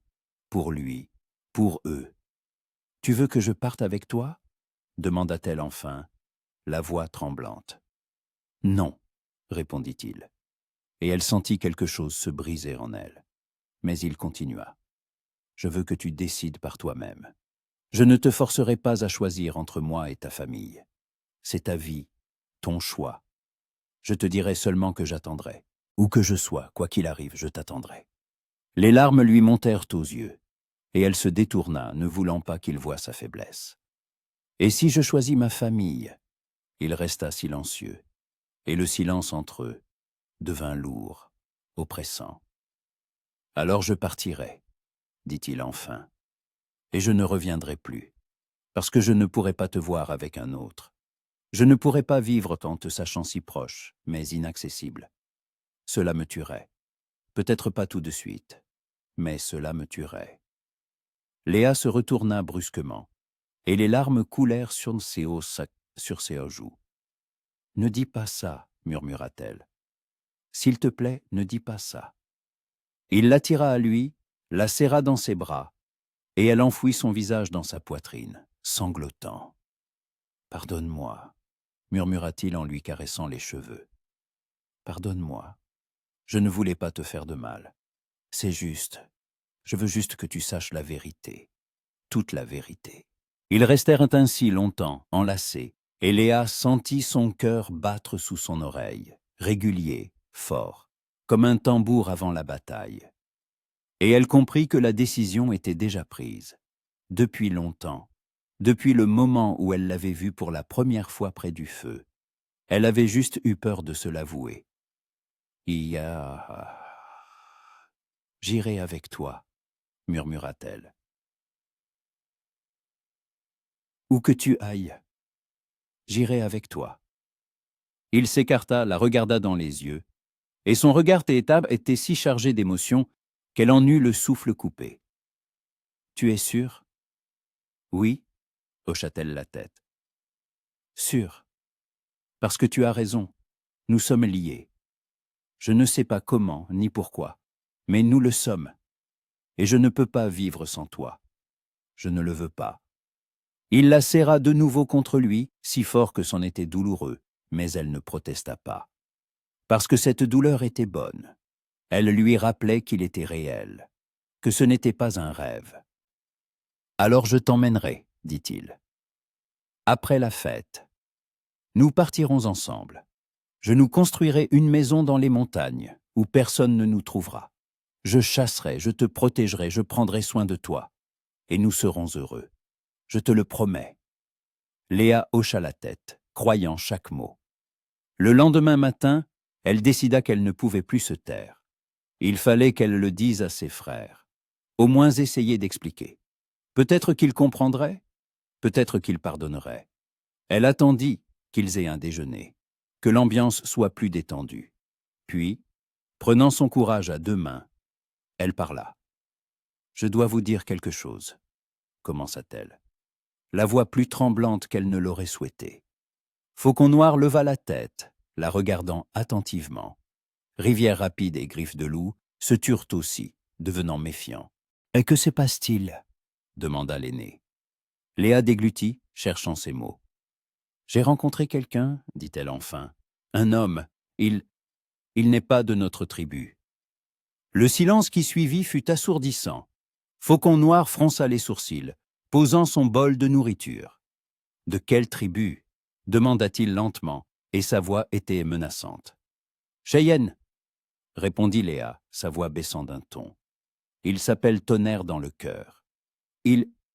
C'est un homme bon, ce n'est pas un ennemi. »« Un Cheyenne ?» répéta Griffe de Loup, sa main se dirigeant instinctivement vers le couteau à sa ceinture. « Tu as vu un Cheyenne? Ici, dans notre camp ?»« Oui, » avoua Léa. « Pendant votre absence, il est venu me voir. Nous avons parlé. Il ne m'a fait aucun mal. Il ne m'a pas menacé. Il voulait juste faire connaissance. Faucon Noir se leva, son visage s'assombrissant. « Où est-il maintenant » demanda-t-il, la voix froide comme la glace. « Je ne sais pas, mentit Léa. Il est parti. Parti, où il se cache ?» Faucon Noir fit un pas vers elle et Léa recula instinctivement. « Léa, comprends-tu ce que tu as fait? Tu as laissé un étranger entrer dans notre camp, un homme d'une tribu en qui nous n'avons pas confiance. Et s'il était un espion, s'il revenait avec les siens pour nous attaquer? »« Il n'est pas comme ça !» protesta Léa, sentant la colère monter en elle. « Tu ne le connais pas. Tu ne sais pas qui il est. »« Et toi, tu le connais ?» s'écria Faucon Noir. « Tu l'as rencontré il y a quelques jours et tu penses déjà le connaître? Léa, tu es aveugle. Il a pu te raconter n'importe quoi pour que tu lui fasses confiance. Il m'a vu en rêve, » cria-t-elle à son tour, ne se retenant plus. « Si. Toute sa vie, il sait des choses sur moi que personne ne peut savoir. Ce n'est pas une tromperie, c'est le destin. » Ses frères se figèrent, la regardant comme si elle avait perdu la raison. Puis, Rivière Rapide se mit à rire, un rire bref, sec, sans joie. « Le destin ?» répéta-t-il. « Léa, tu t'entends, ce n'est pas le destin, c'est de la sorcellerie. Il t'a ensorcelée. »« Non !» cria-t-elle. « Il ne m'a pas ensorcelée. C'est moi qui le sens. Je ne peux pas l'expliquer, mais c'est la vérité. » Faucon Noir s'approcha, la saisit par les épaules, la forçant à le regarder dans les yeux. « Écoute-moi, » dit-il durement. « Peu importe ce que tu ressens, tu ne peux pas être avec lui. Tu es une Comanche. Il est un Cheyenne. Nos tribus ne sont pas en guerre, mais elles ne sont pas amies non plus. Le Conseil des Anciens n'approuvera jamais une telle union. Et je ne l'approuverai pas. Tu es ma sœur. Je suis responsable de toi. Et je ne te laisserai pas tout abandonner pour un étranger qui t'a raconté des histoires de rêves et de destin. » Léa se dégagea de son emprise, reculant. « Tu ne peux pas m'interdire, » dit-elle, la voix ferme malgré les larmes. « Je ne suis pas une enfant. Je décide moi-même avec qui je veux être. Tant que tu vivras dans cette tribu, tu m'obéiras, » répondit Faucon Noir. « C'est la loi. Et si ce Cheyenne réapparaît ici, je le tuerai. Compris ?» Léa le regarda, et tout bouillonnait en elle. Elle même était son frère aîné, le respectait. Mais à cet instant, elle le haïssait. Elle le haïssait d'essayer de lui enlever la seule chose qui comptait. « Je partirai, » dit-elle doucement, mais assez fort pour que tous l'entendent. « Si tu le tues, je partirai, et tu ne me reverras plus jamais. » Faucon Noir se figea, la regardant avec incrédulité. « Qu'as-tu dit ?»« J'ai dit que je partirais, » répéta-t-elle plus fort. « Avec ou sans lui, mais je ne resterai pas ici si tu le tues. » Le silence qui suivit était si dense qu'on aurait pu le couper au couteau. Ses frères la regardaient comme s'ils la voyaient pour la première fois. Et elle se tenait là, sans détourner le regard, bien qu'à l'intérieur, tout tremblait. Finalement, Faucon Noir se détourna, serrant les poings. « Va dans ta tente, » dit-il d'une voix sourde. « J'ai besoin de réfléchir. » Léa hocha la tête et s'éloigna, sentant les regards de ses frères sur elle. Elle savait que tout avait changé, qu'après sur cette conversation, plus rien ne serait comme avant. Mais elle ne regrettait rien, car elle avait fait un choix, et ce choix, c'était Tonnerre dans le cœur. Les jours suivants furent comme une marche sur le fil du rasoir. Léa sentait la tension dans l'air à chaque minute, à chaque seconde. Ses frères ne lui parlaient presque plus, juste le nécessaire, brièvement, sèchement. Faucon Noir évitait son regard. Griffe de Loup restait silencieux, fixant le feu. Et Rivière Rapide, le plus jeune et habituellement le plus joyeux, la regardait avec un tel ressentiment que son cœur se serrait. Elle savait qu'elle leur avait fait du mal. Elle savait qu'ils se sentaient trahis, mais elle ne pouvait rien y faire. Le cœur ne demande pas la permission. Il choisit, tout simplement. Et son cœur avait choisi Tonnerre dans le cœur. Il n'apparaissait plus. Léa savait qu'il était quelque part à proximité. Elle sentait sa présence comme on sent l'approche d'une tempête ou les premiers signes de l'aube. Mais il restait dans l'ombre, ne risquant pas de s'approcher tant que ses frères s'étaient sur leur garde. C'était sage et douloureux. Il lui manquait sa voix, son contact, la façon dont il la regardait, comme si elle était la seule étoile dans le ciel, la seule raison de vivre. Et chaque nuit, allongée sous sa couverture en écoutant le ronflement de ses frères, elle murmurait dans l'obscurité, « Kittia », et elle espérait qu'il l'entendait. Enfin, le jour du départ pour la fête arriva. Toute la tribu se rassemblait, hommes, femmes, enfants, anciens. C'était un événement important, une rare occasion de rencontrer d'autres tribus, de renforcer les alliances, d'échanger des nouvelles, de s'amuser. D'habitude, Léa aimait ces fêtes. Mais aujourd'hui, elle n'éprouvait que de la peur, car elle savait que sa tribu y serait aussi, qu'elle le reverrait là-bas, et que quelque chose devait se produire, quelque chose qui changerait tout, pour toujours. Ils voyagèrent pendant 2 jours, une grande caravane s'étirant à travers la prairie. Léa chevauchait en silence sur sa jument Pie, aux côtés de ses frères. Eux aussi se tassaient, et ce silence était plus lourd que n'importe quel mot. Quand ils arrivèrent au lieu du rassemblement, une grande clairière au bord d'une rivière, entourée de collines, plusieurs tribus y avaient déjà installé leur camp.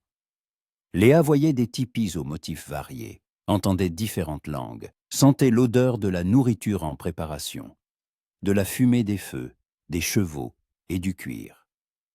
Les gens allaient et venaient, se saluant, riant, échangeant des cadeaux. Et quelque part ici, au milieu de cette foule, il était là. Son cœur s'emballa, et elle regarda autour d'elle, essayant de repérer une silhouette familière, des traits connus.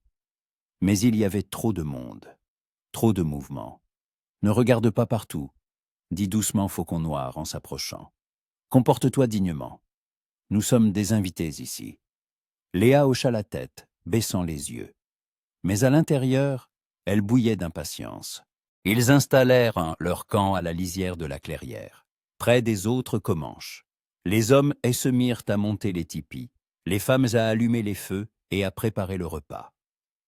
Léa aidait, accomplissant les gestes habituels de manière automatique, mais ses pensées étaient ailleurs.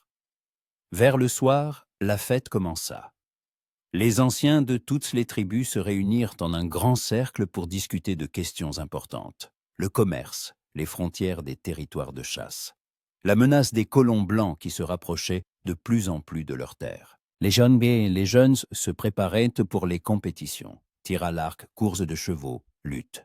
Les femmes chantaient, préparaient des mets, se paraient de leurs plus beaux atours. Léa enfila la nouvelle robe, cousue dans ce tissu rouge que Rivière Rapide lui avait rapporté. Elle était simple mais belle, mettant en valeur sa silhouette. Elle tressa ses cheveux en 2 nattes, les ornant de perles et de plumes, et regarda son reflet dans le petit miroir qui avait appartenu à sa mère. Elle avait l'air différente, pas comme avant. Il y avait quelque chose de nouveau dans ses yeux, une détermination, une assurance, une lumière qui ne s'éteignait pas quoi qu'il arrive. « Je suis belle », pensa-t-elle.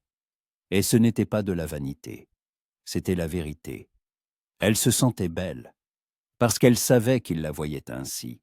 Quand elle sortit du tipi, le soleil se couchait déjà, peignant le ciel de teintes écarlates et dorées. Des feux brûlaient dans toute la clairière, et les gens se rassemblaient autour, riant, parlant, dansant au son des tambours.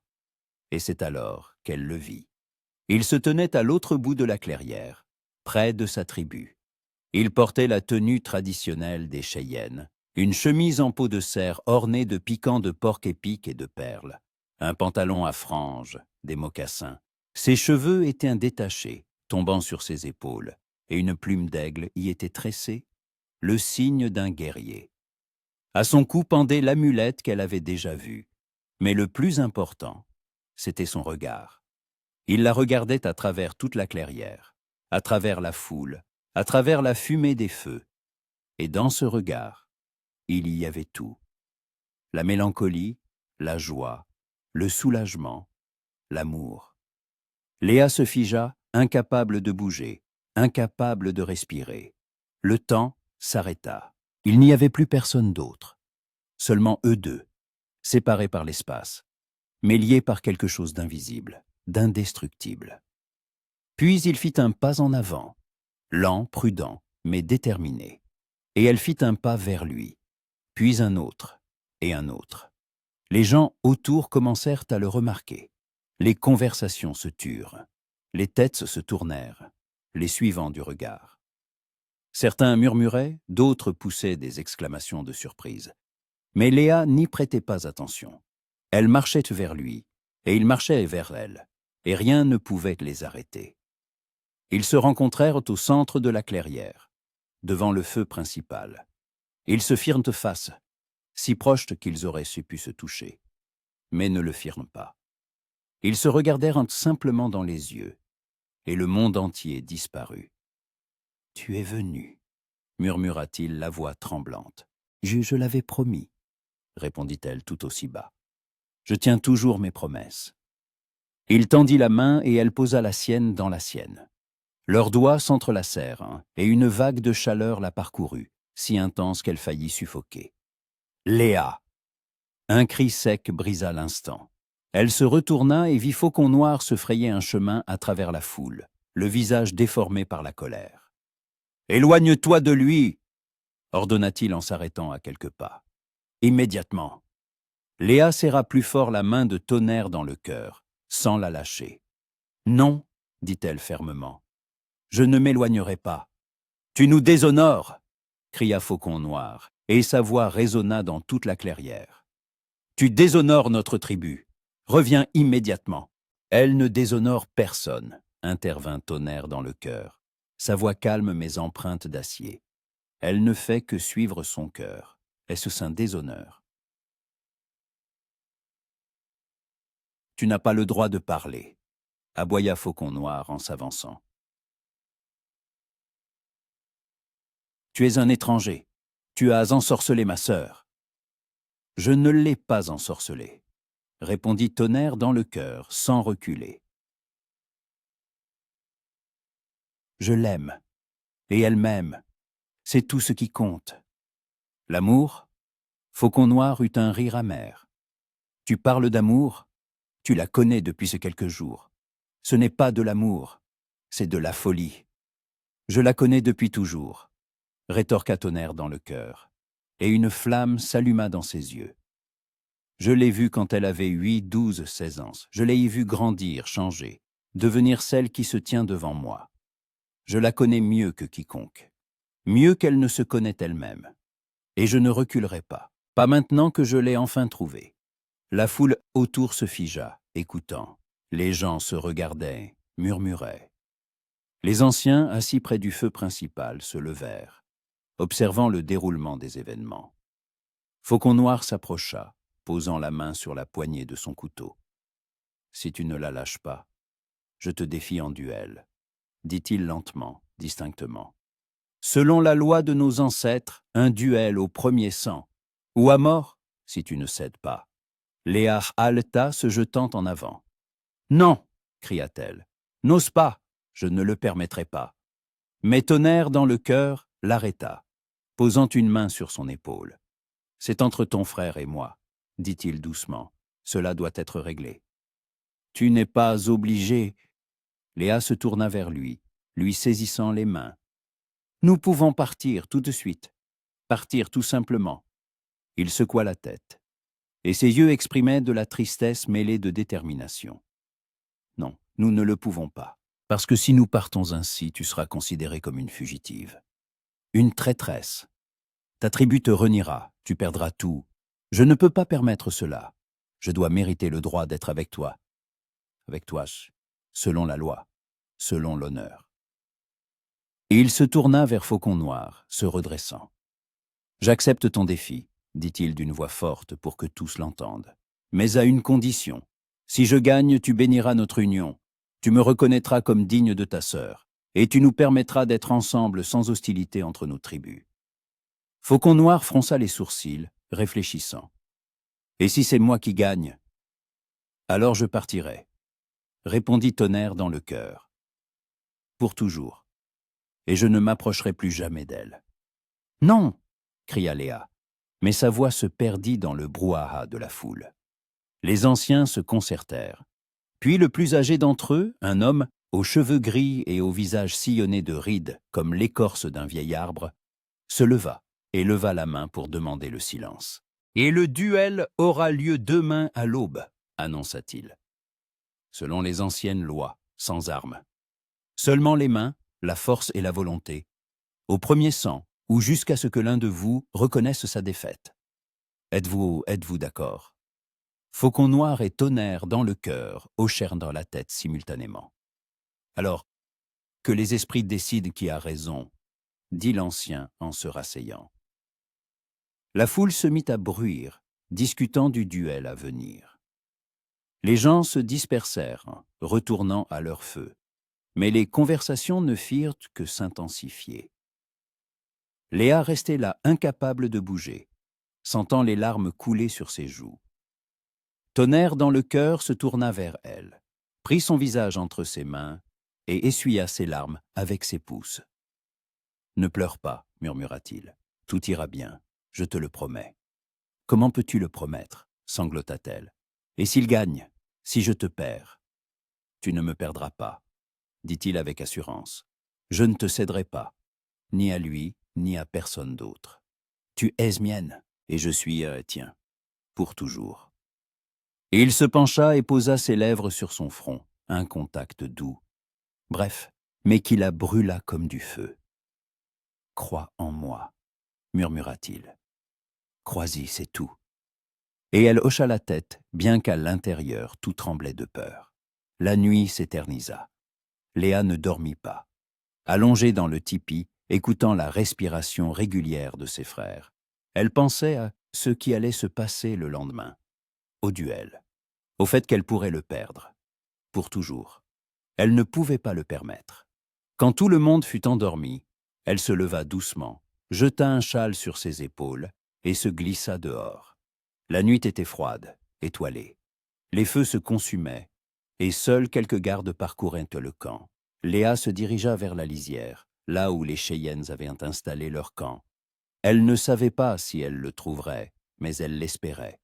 Et il était là, assis près d'un petit feu, seul, fixant les flammes. Quand il entendit ses pas, il leva la tête, et son visage refléta de la surprise, puis de la joie. « Tu ne devrais pas être ici, » dit-il en se levant. « Je sais, » répondit-elle en s'approchant. Mais je ne pouvais pas ne pas venir. Il la serra dans ses bras, et elle se blottit contre lui, écoutant les battements de son cœur. « J'ai peur, » avoua-t-elle. « J'ai peur que demain, tout soit fini. »« Ce ne sera pas fini, » murmura-t-il dans ses cheveux. « Je te le promets. Je me battrai pour toi comme je ne me suis jamais battu de ma vie. Parce que tu es tout ce que j'ai, tout ce qui compte. » Ils restèrent ainsi longtemps, enlacés, ne voulant pas se lâcher.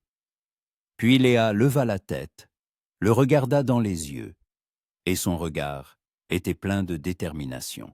« Quoi qu'il arrive, dit-elle, je t'attendrai, et si tu gagnes, je serai tienne, devant le monde entier, devant les esprits, pour toujours. » Il la serra plus fort contre lui, et elle sentit son corps trembler. « Je gagnerai, » murmura-t-il, « parce que je n'imagine pas ma vie sans toi. » Et Léa le crut, parce qu'elle n'avait pas d'autre choix. L'aube arriva trop vite. Léa se tenait dans la foule qui entourait le cercle tracé au sol pour le duel. À ses côtés se trouvaient ses frères, silencieux, tendus. Griffe de Loup posa une main sur son épaule en signe de soutien silencieux, et elle lui fut reconnaissante de ce geste. Faucon Noir entra le premier dans le cercle. Il était torse nu, vêtu seulement d'un pantalon et de mocassins. Ses muscles roulaient sous sa peau, les cicatrices de combats passés témoignaient de son expérience. Il avait l'air redoutable, invincible. Puis Tonnerre dans le cœur entra. Lui aussi torse nu, lui aussi prêt. Son corps était nerveux, fort, mais moins massif que celui de Faucon Noir. Mais dans ses yeux brûlait un feu que personne ne pouvait ignorer. L'ancien se plaça entre eux levant les mains. « Que les esprits vous jugent, dit-il. Combattez avec honneur. » Il s'écarta, et le cercle retint son souffle. Faucon Noir et Tonnerre dans le cœur se regardèrent, s'évaluant, cherchant les faiblesses. Puis l'ancien baissa la main, et le duel commença. Le premier coup fut rapide et brutal. Faucon Noir se jeta en avant avec une telle vitesse que Léa eut à peine le temps de cligner des yeux. Son poing frôla la tête de Tonnerre dans le cœur, qui avait réussi à esquiver à la dernière seconde, pivotant pour porter un coup de riposte dans les côtes de son adversaire. Le son sourd de l'impact résonna dans la clairière, et la foule haleta. Faucon Noir chancela, mais resta debout. C'était un guerrier expérimenté, aguerri par des dizaines de combats. Tonnerre dans le cœur n'était pas un novice non plus, mais il était plus léger, plus rapide. Et ses mouvements ressemblaient à une danse, fluide, précis, calculé. Ils tournaient l'un autour de l'autre, comme deux prédateurs, chacun attendant le moment de porter le coup décisif. La sueur brillait sur leur corps, malgré la fraîcheur matinale. Leur respiration devenait plus lourde, mais aucun ne reculait. Léa regardait, serrant les mains si fort que ses ongles s'enfonçaient dans ses paumes. Son cœur battait si fort qu'elle était sûre que tout le monde l'entendait. Chaque coup, chaque esquive, chaque mouvement résonnait en elle de douleur, de peur, de supplication. « S'il vous plaît, les esprits, » murmurait-elle pour elle-même. « S'il vous plaît, protégez-le. Ne m'enlevez pas ce que j'ai trouvé. Pas maintenant, pas comme ça. » Faucon Noir passa à l'attaque, assénant une série de coups rapides, à la poitrine, à l'abdomen, à l'épaule. Tonnerre dans le cœur en bloqua la plupart, mais un passa, l'atteignant à la pommette.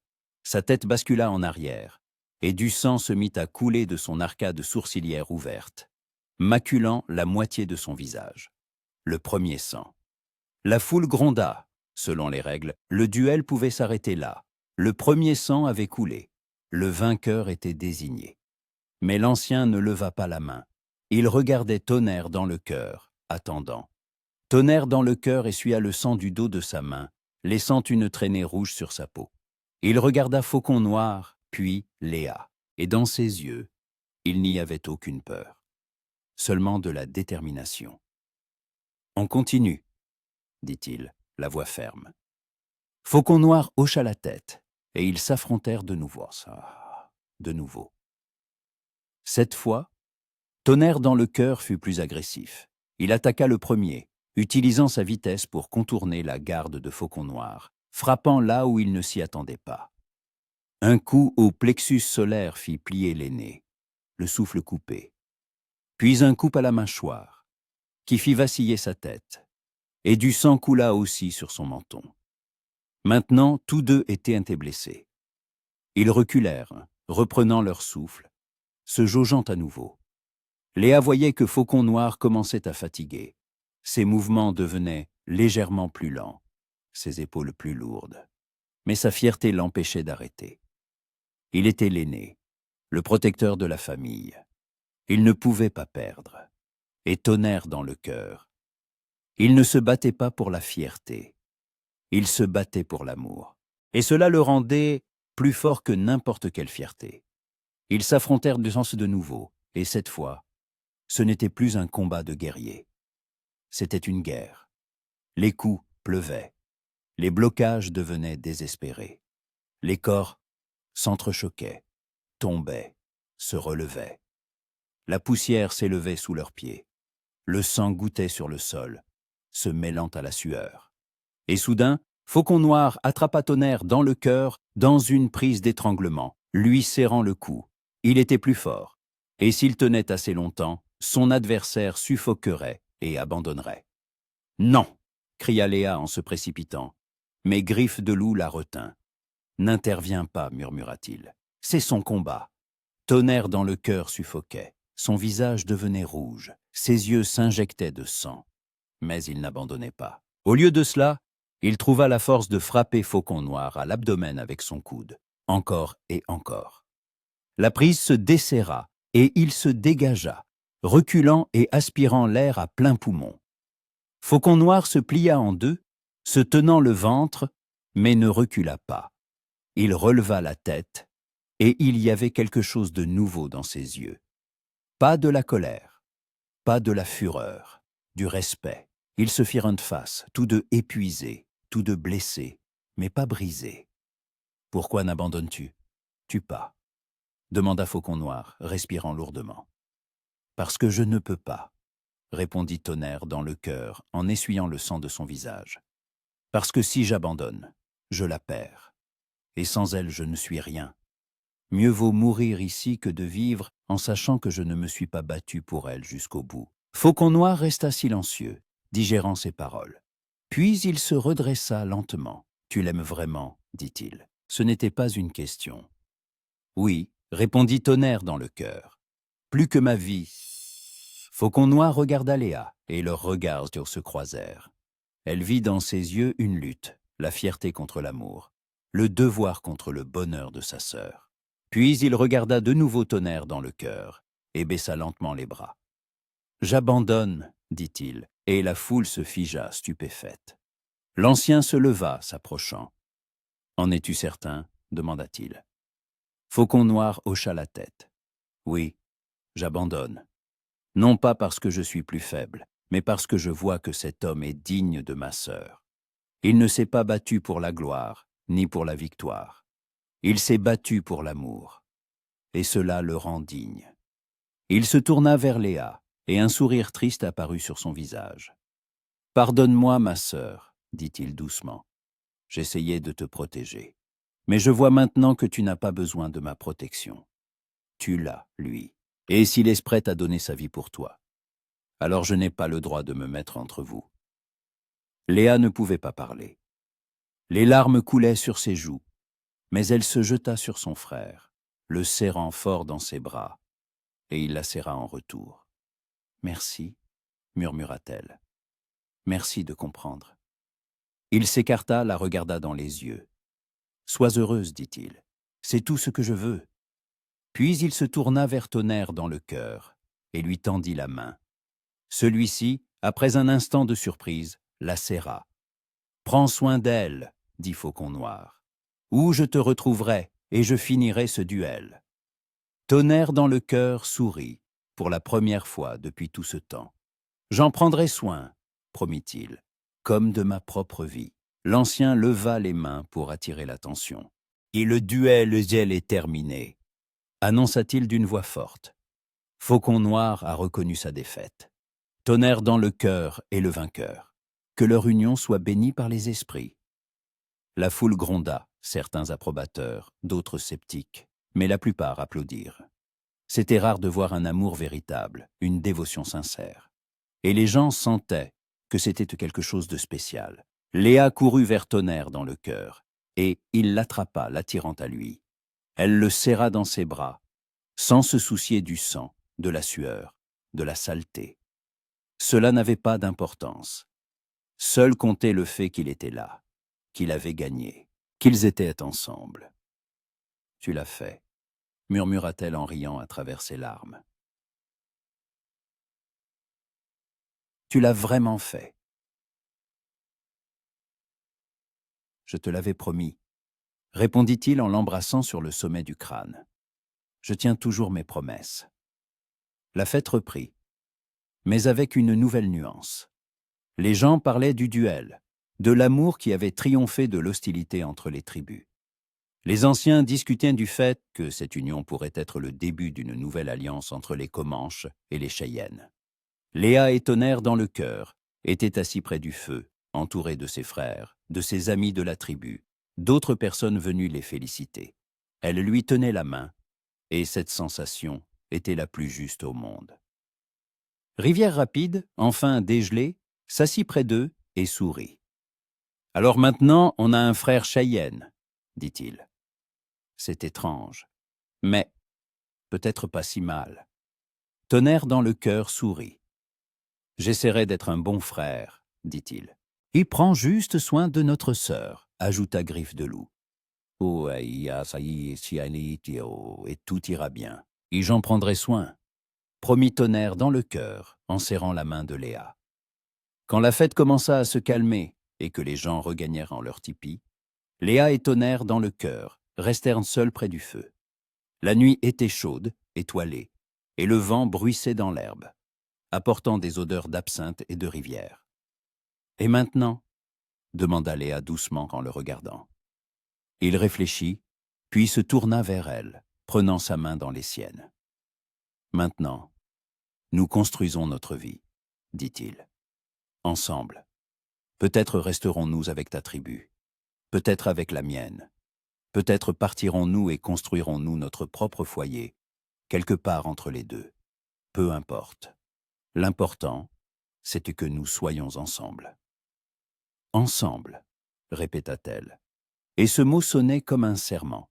Il se pencha plus près, et ses lèvres effleurèrent sous les siennes, pour la première fois, doucement, tendrement, mais avec une telle passion qu'elle en eut le souffle coupé.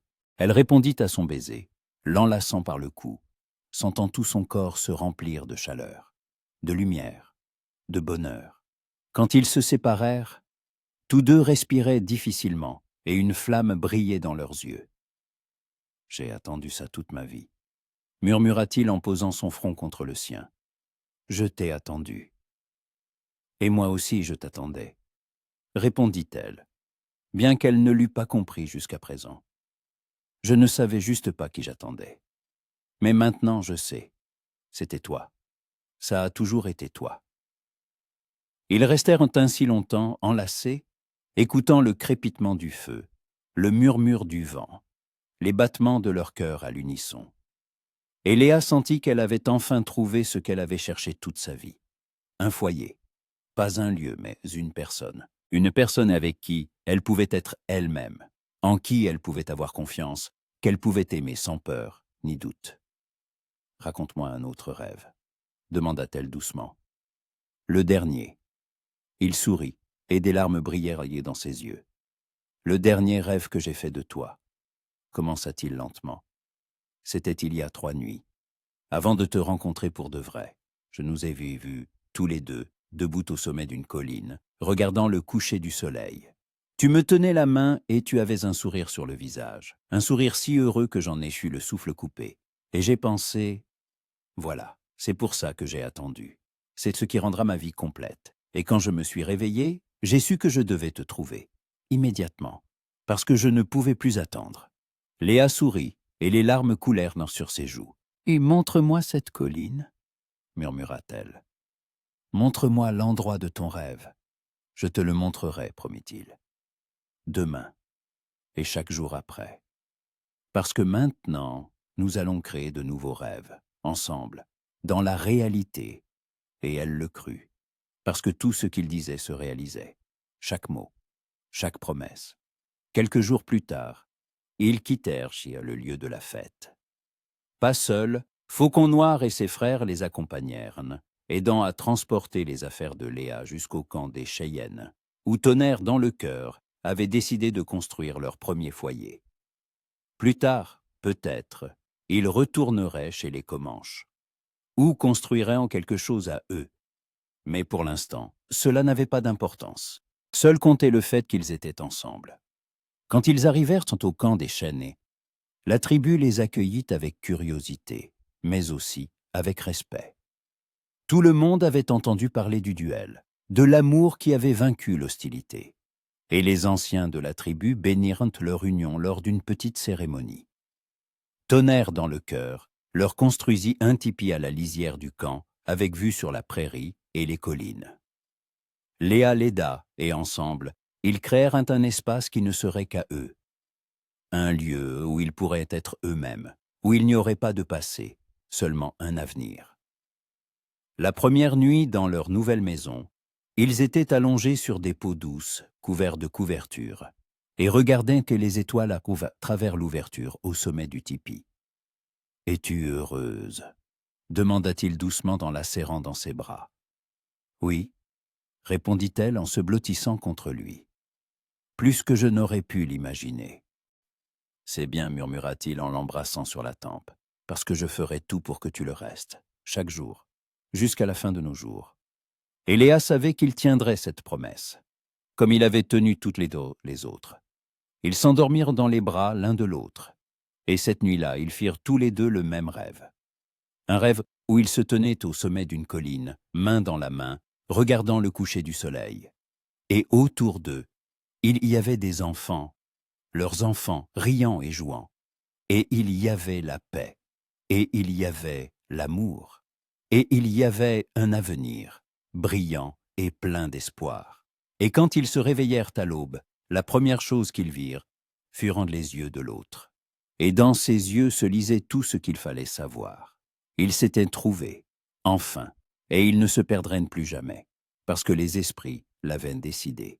Et leur amour était plus fort que toutes les frontières, toutes les tribus, toutes les lois. Il était éternel.